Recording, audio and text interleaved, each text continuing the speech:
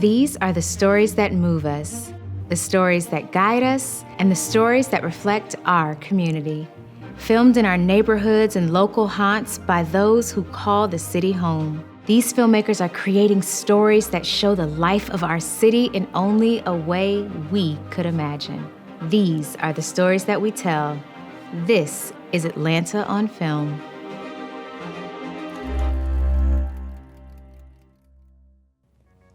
Welcome back to Atlanta on Film. I'm your host, Alicia Reese, and tonight we're going to take a look at some pretty touching films. Now, our next film takes an unorthodox look at companionship. When a young woman meets a stranger in a seedy motel room, they will lie in the weight of her loneliness in hopes of finding closure. Directed by Brantley Watts, this is Spoon.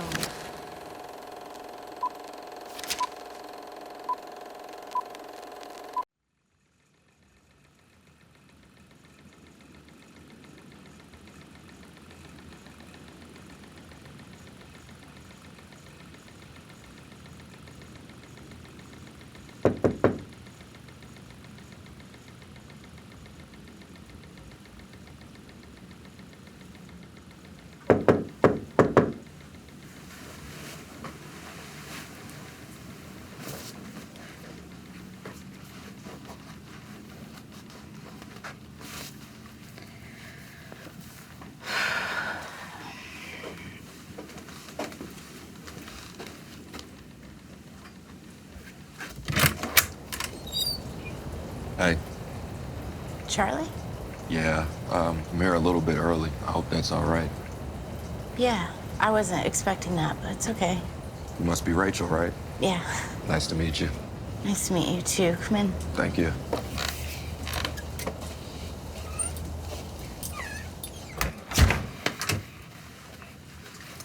So...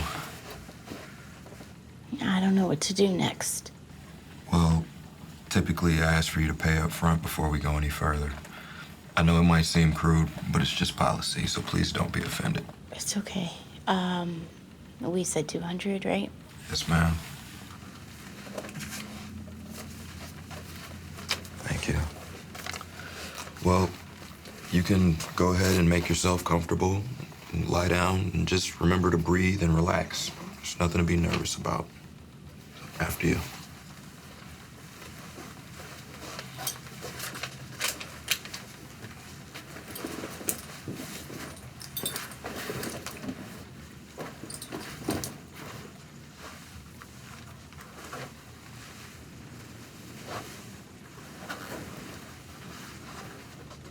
Rachel. Yeah. There's really no need to be nervous. You can just relax. Go ahead and lay down.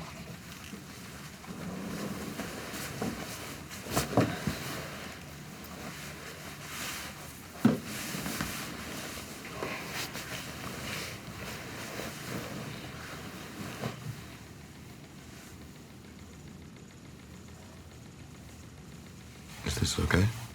Yeah.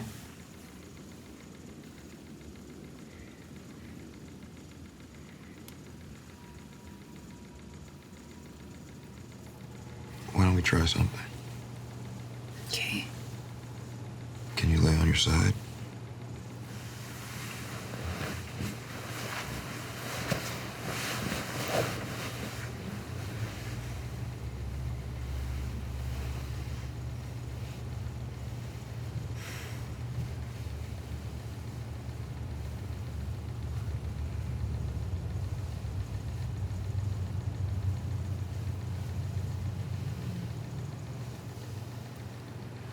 Can I ask you a question, Rachel? Yeah.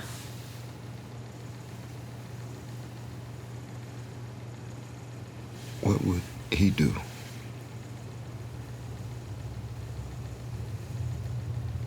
He would play with my hair.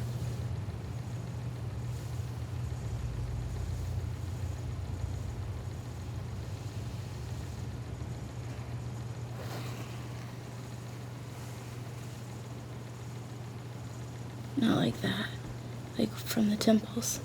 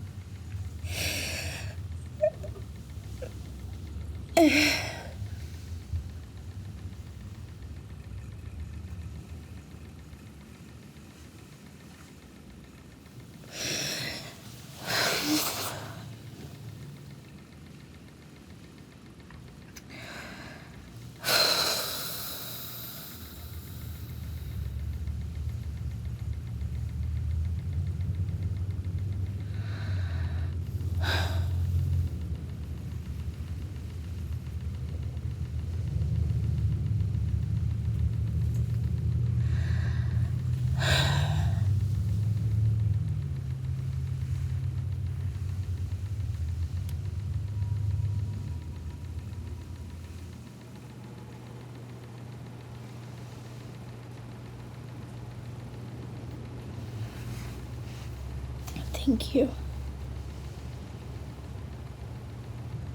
You're welcome.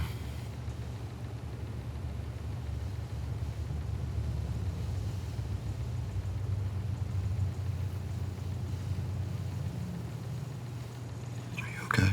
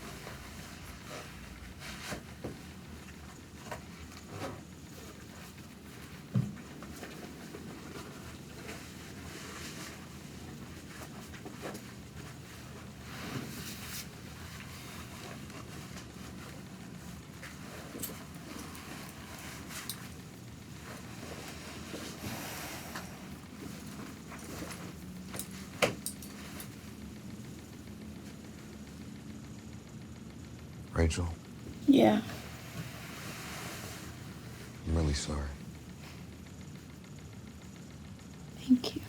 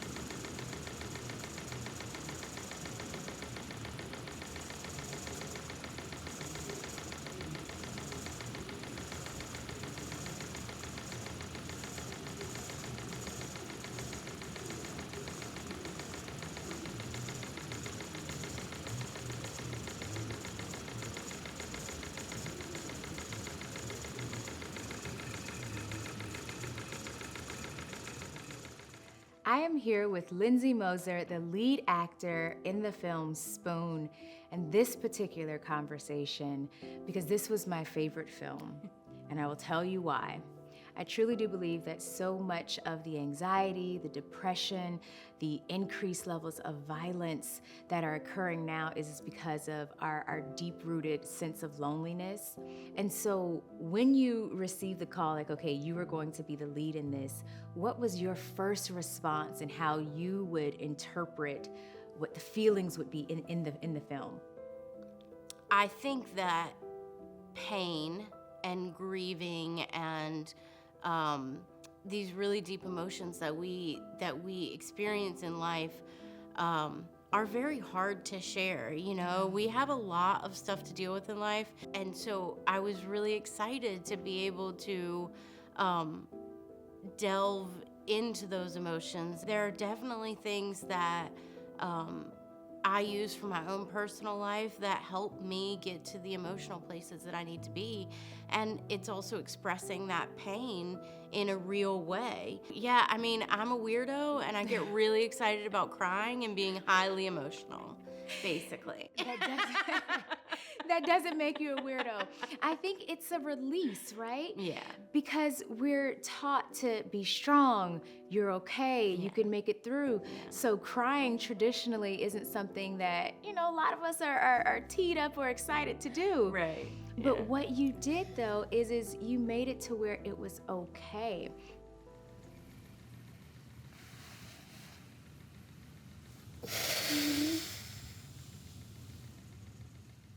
What would you say is the most important aspect of all of the themes in the film, especially because there wasn't as much dialogue? Right. So what would you say was most important that you wanted to get across as you were filming?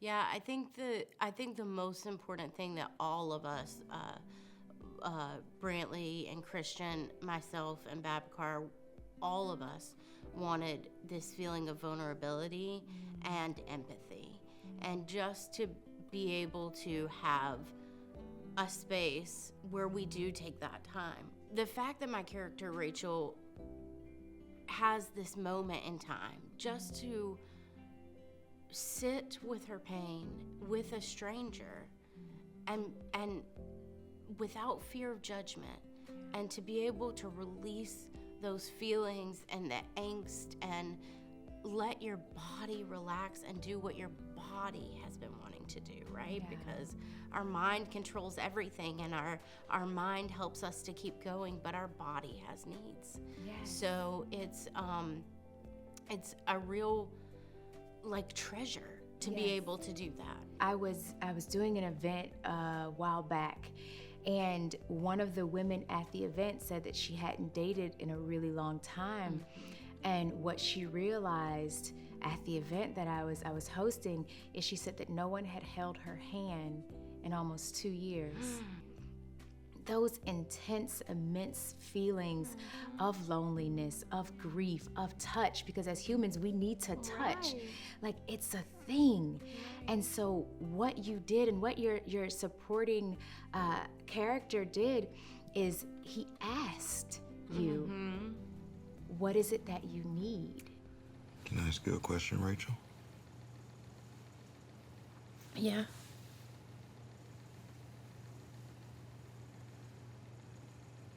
What would he do?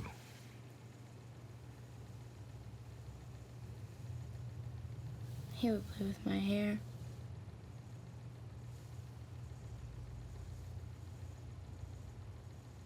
So what would you say, or can you tell us what the vision was when it came to ensuring that you got certain shots, because the room was kind of kept still dark, and so making sure that there was an entire communication in terms of location, because there isn't a whole lot of dialogue, again, Right. like I said, in the film. So what was that like in terms of making sure you guys captured certain shots? Yeah, so this film was done on 16 millimeter film.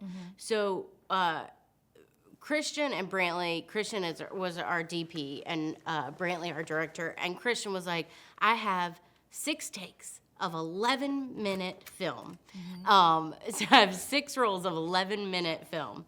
And so Brantley kind of crafted this idea about one location, 2 people, something that's very intimate, and simple but very powerful. So they came up with this, and the setup was this sort of, you know, dingy hotel. It was a little dingy. Yeah.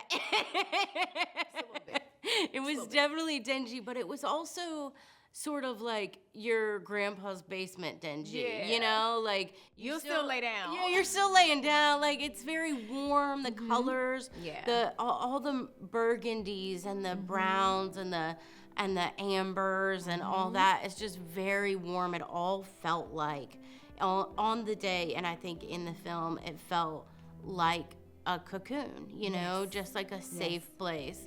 Before we leave, if you had to describe and give just a brief synopsis of what Spoon is to someone who has not yet seen it, what would it be? Spoon is about intimacy and vulnerability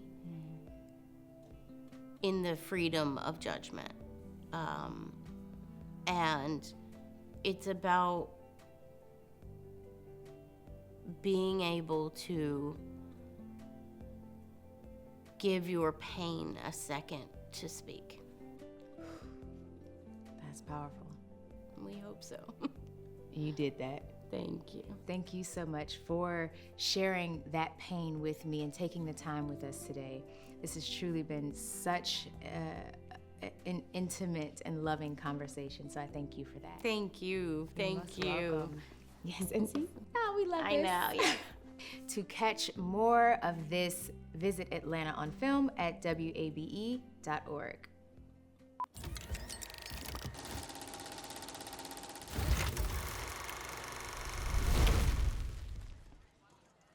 We each are affected in different ways when your community is treated differently. For Daniel Robin, growing up and having his local news channel come into his home and watch his Jewish family's traditions felt less like a celebration and more like an examination. This is Petting Zoo.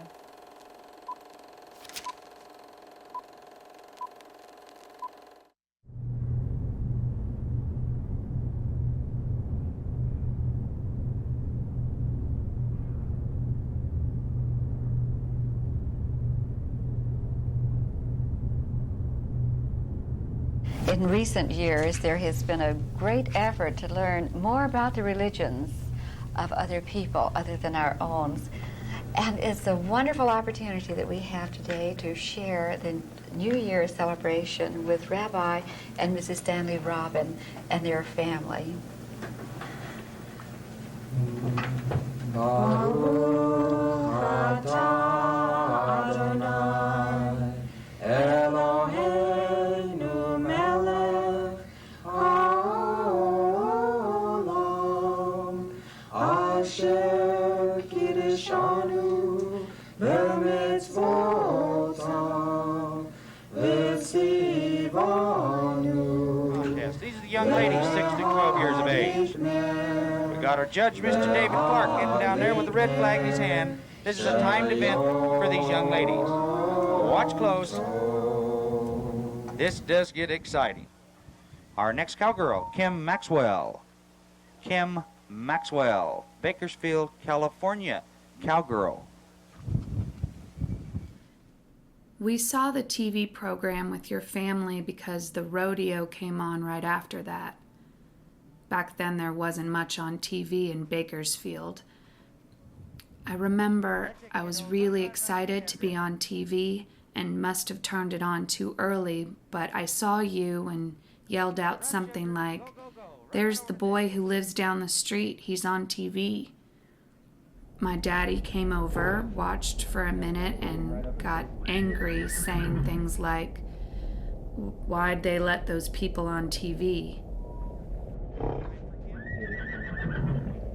I don't think he really hated Jewish people, but back then there weren't very many of you in town.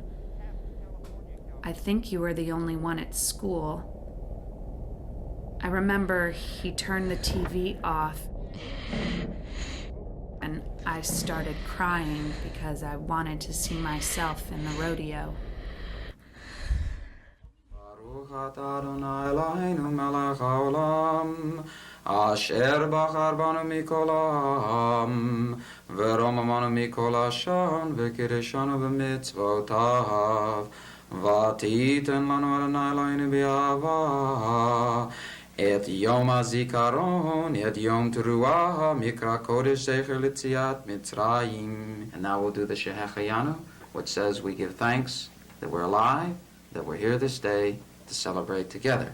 Baruch atah Adonai Eloheinu melech haolam, Shehecheyanu v'kiyamanu v'hidianu lazman hazeh.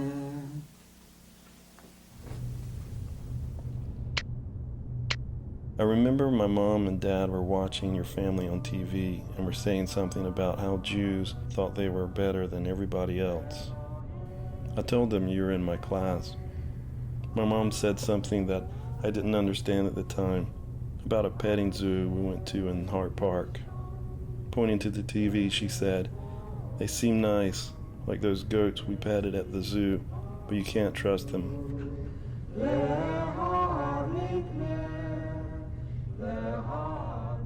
Now we'd like to have the blessing over the children, which we do in all holidays.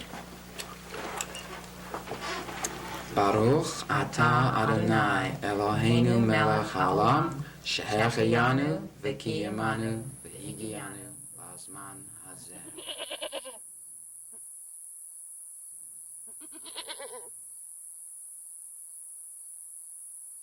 And Ella, would you briefly tell about the apples and the honey before we dip them? Well, again, honey for a sweet year, and sometimes people dip challah in the honey, and it's just a custom at the New Year time for another sweet. And would you pass one to your mother? Daniel? Okay, you dip it in the honey, and we wish you all a very sweet New Year, a sweet life. There you are. I'll dip a little in. It's kind of sticky. Oh no.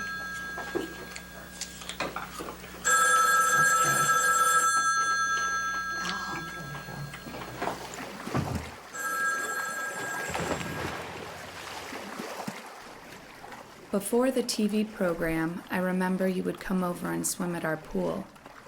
But afterwards, my parents told me not to invite you over anymore. It didn't bother me because I blamed you for not being able to watch myself in the rodeo. Now I understand why my parents didn't want you coming to our house. But times have changed, and I'm not like my parents.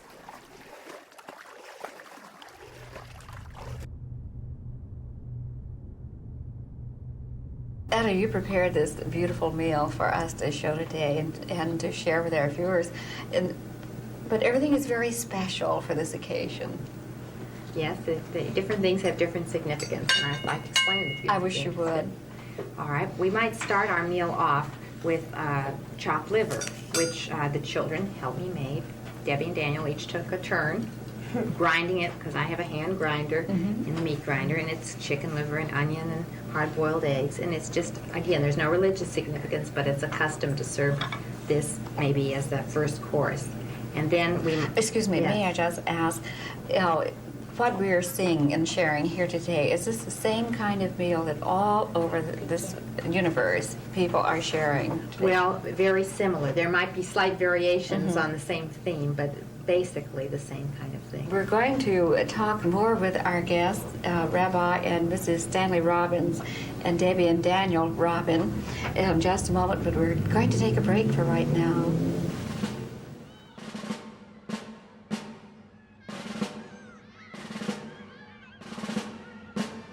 I remember watching the TV show with my mom, and she said some people at school might treat you badly if they saw the show.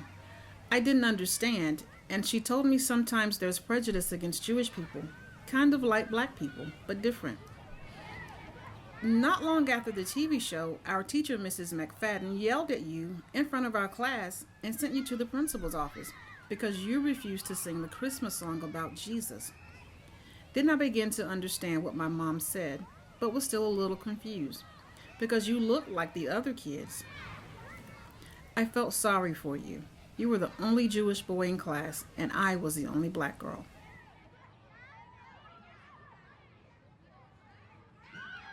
New Year's cards are sent out at this time, and the children are very much involved in making those New Year's cards, as we will see as we watch Debbie and Daniel Robin, assisted by their mother, as they make their own New Year's cards. Tell them how we do it, Debbie. Okay, see, this is paint. You roll it on the block, and then you roll it till you get it all on, and then you print the block on the card, and you make it like this, and then you write to such and such a person.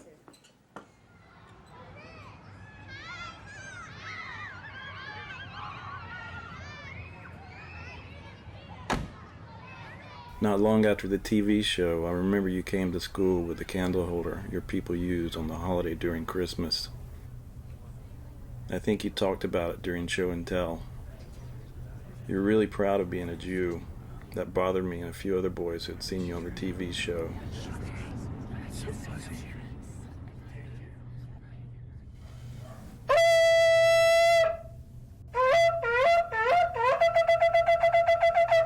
Those are the three different sounds that we've had, and we still have, and will continue to have for centuries, and it says, wake up.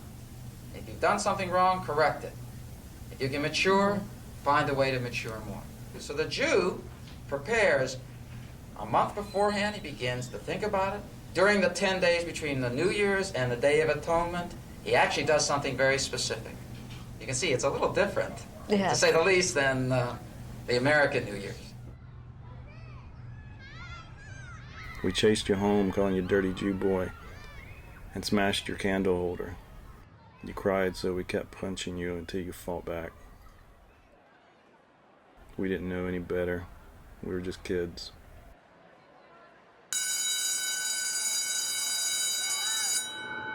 It was a tremendous experience, and I know that those who are watching today will find it so. But it's so great that we have now come to the place where we want to know about other people and accepting the beliefs of other people.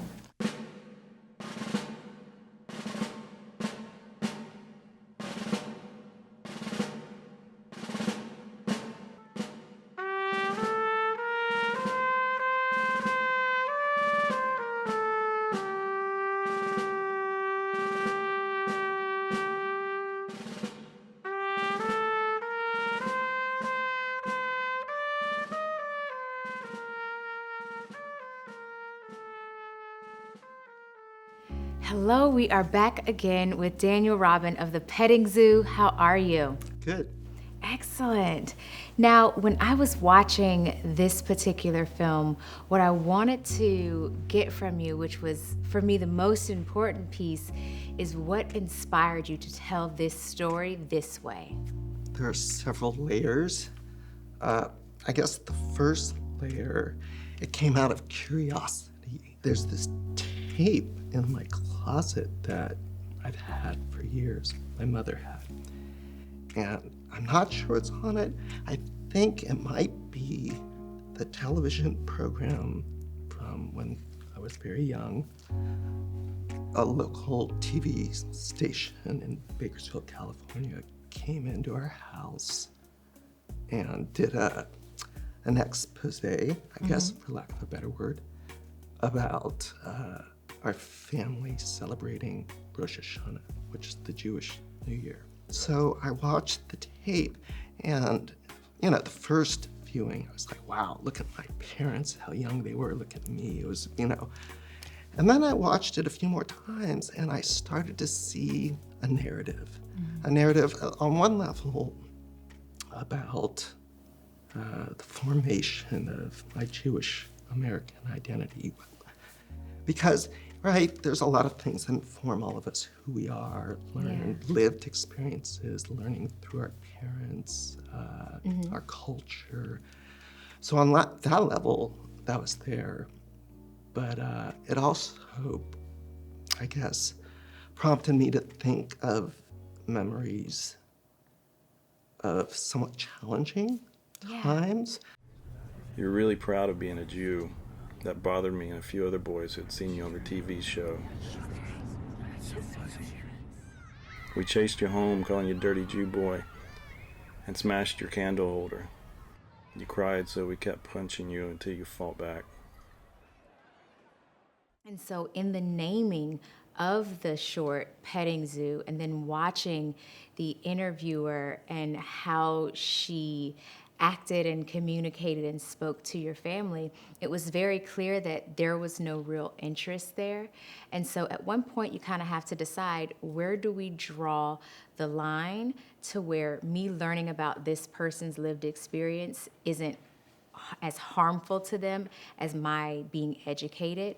And so how can we, as just humans and all of us being on the same planet at the same time in the same dimension, how can we better get to know those who are not like us without causing as much harm? That's a good question. I think it's complex, and I can't speak for all communities or all individuals. I think we have all of our own very unique and diverse lived experiences. I think in this case, maybe she could have made herself a little bit more vulnerable and talk about her lack of awareness or her. And I think maybe that might, again, I can't speak for other situations where people are representing other communities, but maybe if somebody who's doing the interviewing or presenting these other people, maybe if they were a little more vulnerable and talked about their own perspective and relationship to this community or these people. Anna, you prepared this beautiful meal for us to show today and to share with our viewers, but everything is very special for this occasion. Yes, the different things have different significance, and I'd like to explain it to you. I wish you would.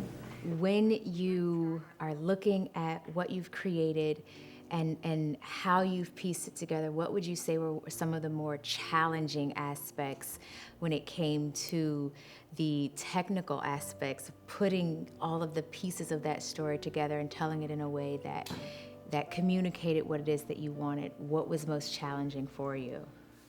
I think always the most challenging thing for me is structure.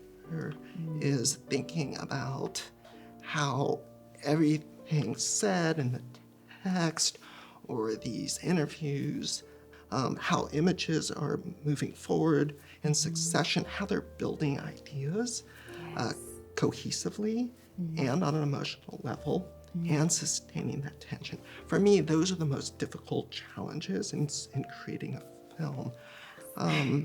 But yeah, its structure is really the most challenging thing. I'm picking up what you're putting down. I'm picking up what you're putting down. But no, I really like how you were willing to share this piece, because it is such a personal piece, and sharing too how it made you feel, because again, that being vulnerable allows others to share their stories in ways in which it could have done better, so that we can move and push all of our cultures forward. Thank you so much for sharing this beautiful story with us and allowing me to discuss it with you. I am truly appreciative. Thank you. You're most welcome.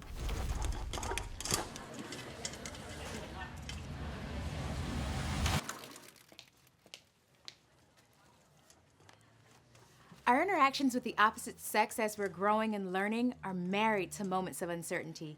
In Angie, a 14-year-old Latina girl is left to process not only her friendship, but also her first intimate experience, performed without her consent. Let's explore the complexities of Angie.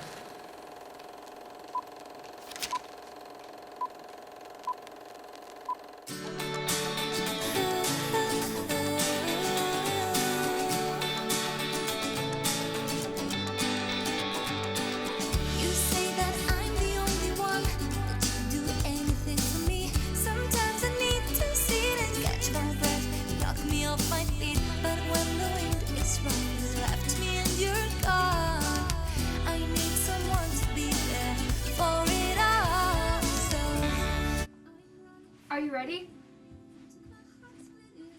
Aw, so cute. Please don't.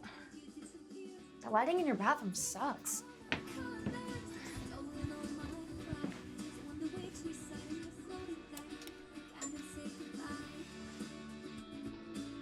Do you think he's gonna like me? I'm sending him a picture. Can you try to not look like such a dork?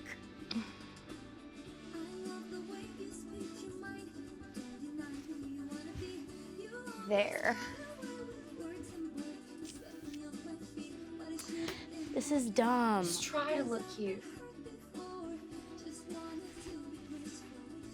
So he's a skater. Yeah, he's a total hottie. And he's Jonathan's friend, so we can go on double dates. Ooh, that last one. Let me see it. All right, let's go. Jonathan said he's on his way, and he's got his brother's car. Okay, cool.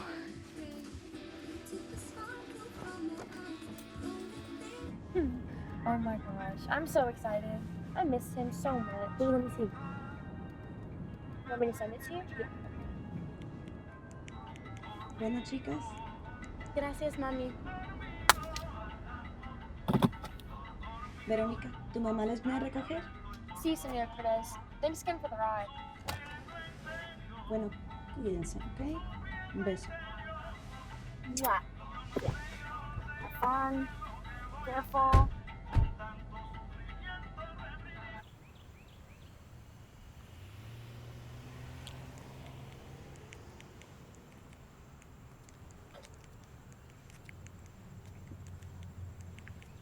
Should we just wait for them inside? The movie's about to start. You can go in if you, like, really want to. I'll wait for them. Okay.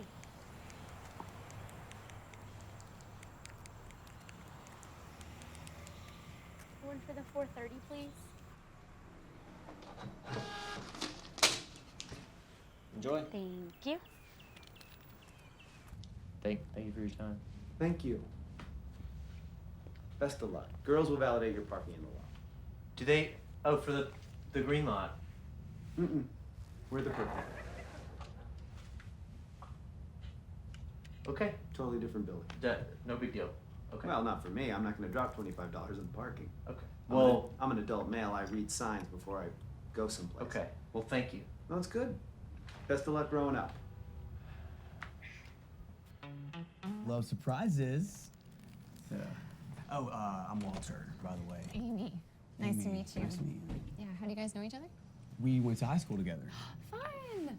Reunited and it feels so good. Angie, what the hell? Jonathan said he could take us to that party. I want to watch the movie. Just tonight. Wow, that's really short. Yeah, he's on his way to the Grand Canyon. Wow, that's so cool. Well, I get off in like an hour, so if you want, I can give you my key and you can go hang out at my place, or You there's can just a... go. Yeah, just go. I mean, everybody's gone in the office anyway, and I can handle whatever comes up here. No, I don't want to do that to you. Zach. Angie. They'll just owe me one. So what we miss? About half an hour. Well, cool, Amy. Thanks. Sorry about that. Yeah, let me just gather my stuff real quick. Hey, this movie blows. Let's go to the other one. Yeah, this is kind of lame. I'll stay with you if you want to watch it. No, that's fine. We can go. Drive. Drive's good. It's good. The last one there can suck a dick. Hey, sorry about it. I'm sitting in my wall on the drive, so I think it might be more compartmentalized. Don't worry about it. Don't worry about it.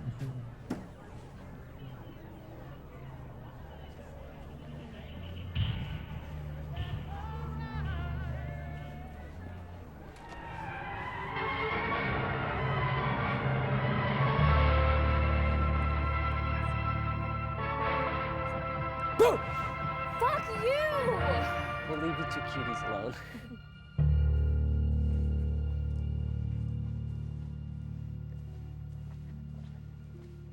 No, don't.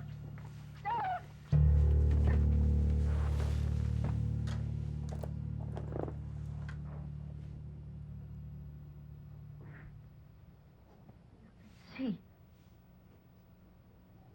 Yes. You would have killed me. You wanted to kill me. Why? Because of your face?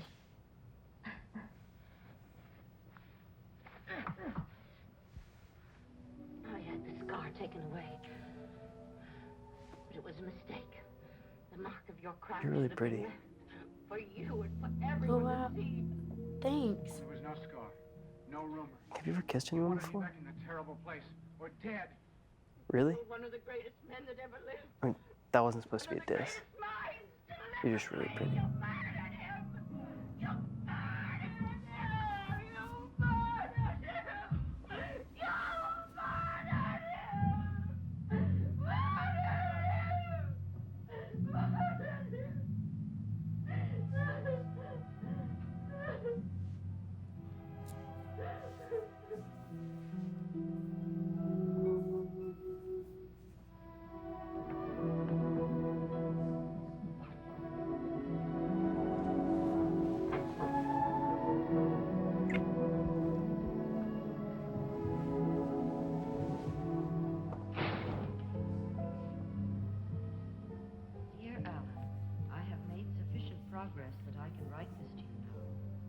I must tell you, there really was a Harold Dennis. He did come to the house that day and rented the room, but he called that night to say his mother had died and he wouldn't be moving in after all. It was then that I conceived the idea of impersonating him. I knew you were disturbed at the prospect of having a stranger in the house. Hi. I thought I heard you come in. Okay. How did the new class go? Well, music appreciation isn't the most challenging course in the curriculum, but it is dark. Gonna be ready soon? Just about.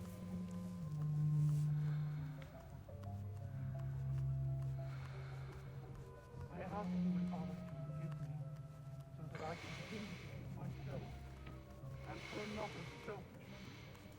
If my progress continues at this rate, I should be able to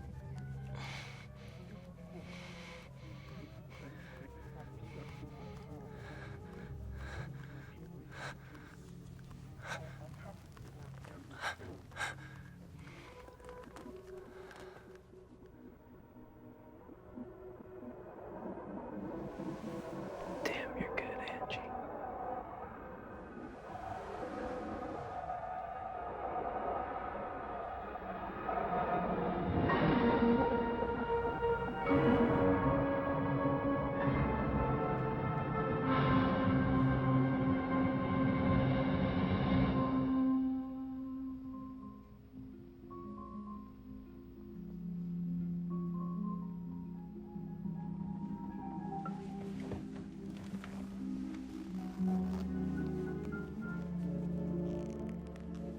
Come on.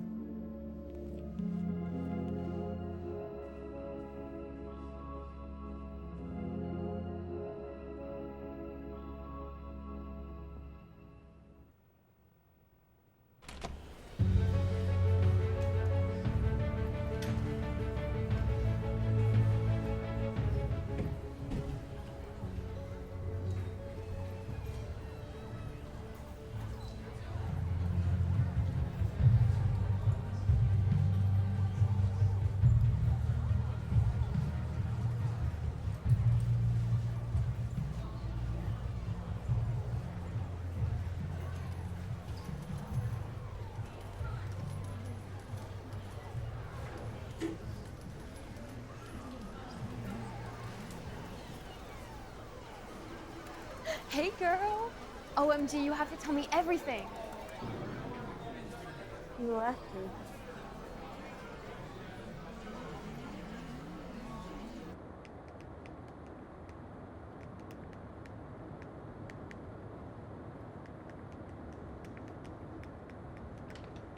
Apuntan a más de 15% para 2010.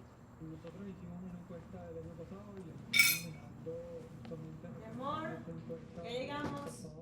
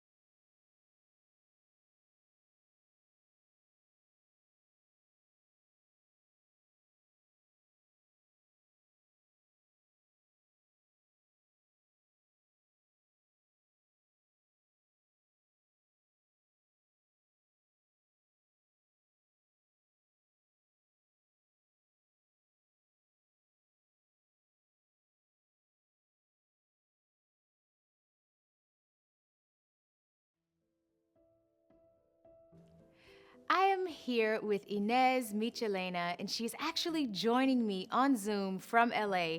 Not only am I super excited to join her to talk about the film she directed called Angie, but we are going to get all the way in so that we can discuss many of the ways that the main character and supporting characters show you how easy it is to not only lose yourself, but forget your voice. So Inés, how are you? I am so great. Thank you so much for having me this morning. Absolutely. Your film was so interesting to me because it highlighted and made me think of my own 13-year-old daughter and the types of decisions and friendships that she's developing and will have to make as she continues to grow. But I want to know from you, what was your role in the film and what was your primary goal when you decided that this was a production that you were going to bring to life? Yeah, so I was the writer and director, and Angie is a film that I honestly started working on much longer before I even started writing it. I think I had the idea, I had a concept, I had sort of an image in mind that I wanted to bring to life. And it was this image of this girl, basically the ending, standing in front of her sink, standing in front of the mirror, her reflection sort of fogged out and sort of grappling with something that she'd been through.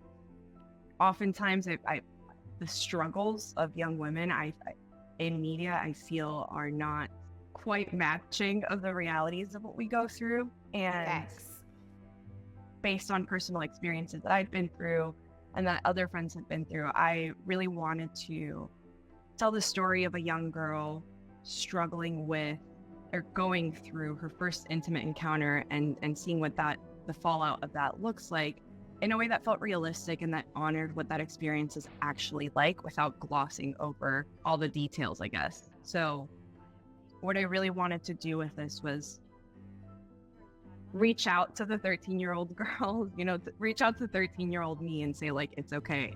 We understand this is how it is. You're not alone. This is what it feels like. Yeah, it was definitely a story where you were actually portraying just how early we do lose our voice and how misaligned friendships can put us in predicaments and situations that we're honestly not really ready for. So what did you use to be able to tell a story that is so sensitive with such integrity and also sensitivity because of the subject matter? Like what did you do? How'd you do that one? We are in Angie's head, right? So every single decision from the script to the edit was made based on that. What does it feel like to be in that place? Psychologically, emotionally, I wanted to focus on what it felt like to be in those shoes, to go through that, more so than focusing on what the actual event was. Damn, you're good, Angie.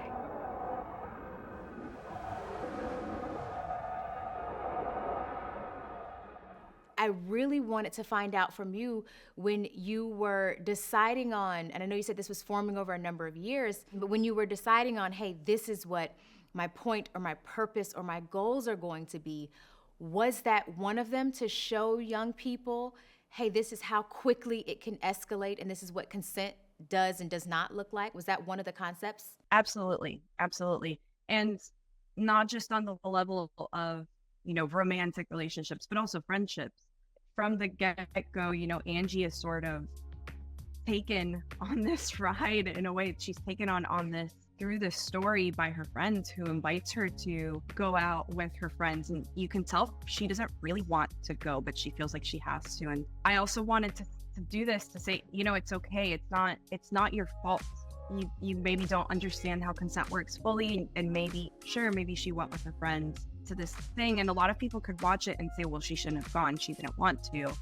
But that's not the point. The point is that sometimes we do go and it's still not your fault. And it's a scary thing to deal with. And it's a very real thing that we deal with. And I guess that is exactly what I wanted to sort of bring and say to other 13-year-old girls who maybe hopefully had the chance to watch this. The female friendship, can you talk about that? How those two characters, how they played against each other and what your vision was for how they would support each other's roles in the film?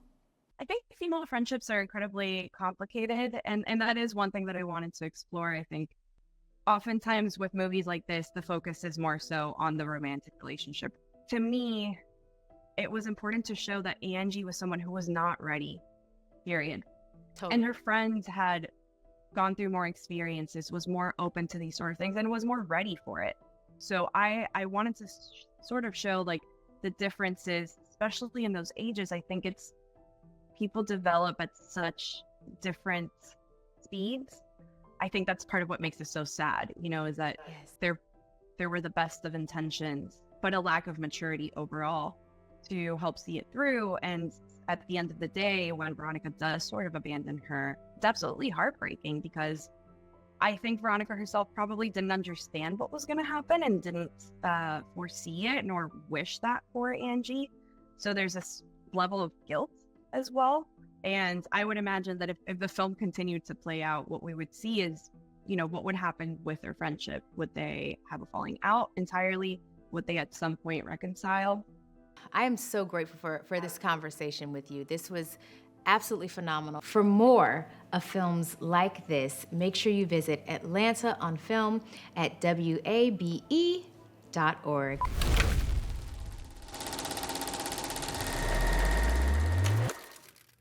Now that was truly an emotional piece. It challenged consent and the use of our voice. Thank you for joining us and the Atlanta Film Festival to celebrate the independent films in our city. I hope you joined us for the entire season, and I cannot wait to find out what your favorite film was. I'm your host, Alicia Reese, and stay tuned for more Atlanta on Film.